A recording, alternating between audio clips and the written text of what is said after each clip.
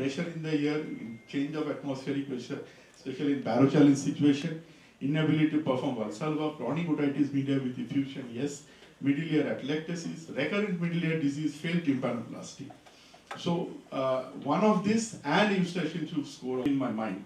It's a cartilage. You dilate, it has a memory. It is going to recoil back. So how does it help? So that is something which I even asked the German, the consultants who were advocating that. So, but later on down the line, there are a lot of animal studies which has been done. There are a lot of human studies which has been done. The mechanism of action is a little different.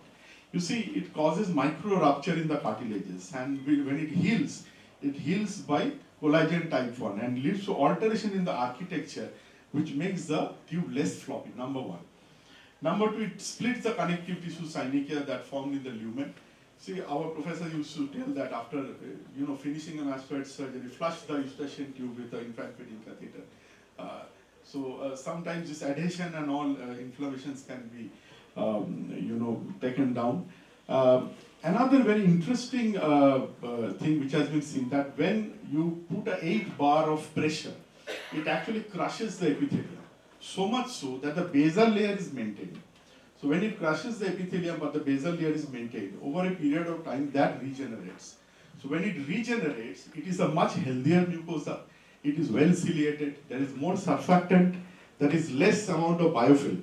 So these are the things which has been shown to give a new kind of eustachian tube which is much healthier and much effective in its action.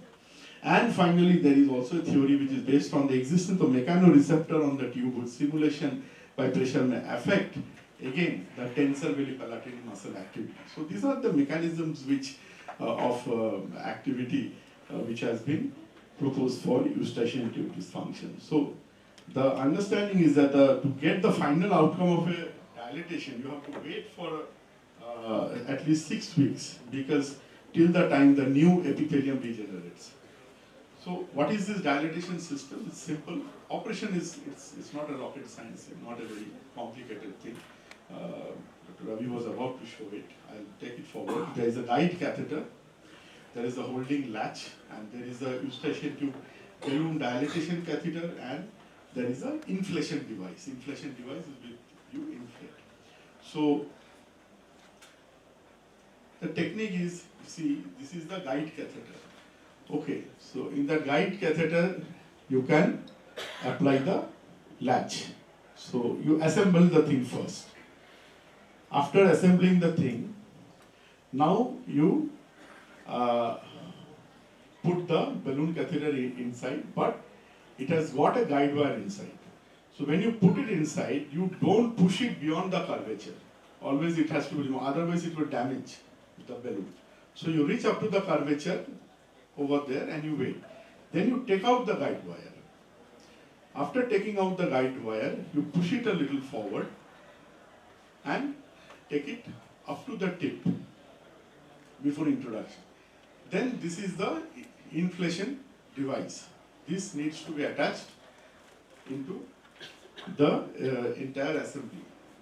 So now what you do, you actually take water inside up to 20 ml, and you have to push back all the air that is inside. It should be completely air free. After making it air free, you attach it, and when the procedure is going on, your assistant is actually increasing the pressure and it is reaching up to 8. So 8 to 10 is the point. Below 8, it is not going to work. Above 12, it can rupture. So that is the sweet spot. Between 8 to 10 should be, bar should be the thing. And there it is done. Because they have a very narrow space where you have to negotiate.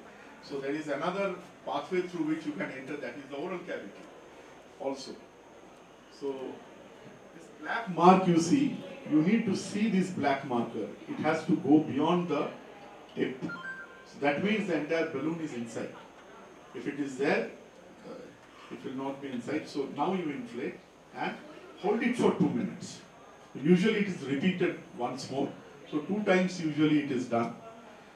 And after you deflate, you gradually take it out after deflation and we draw the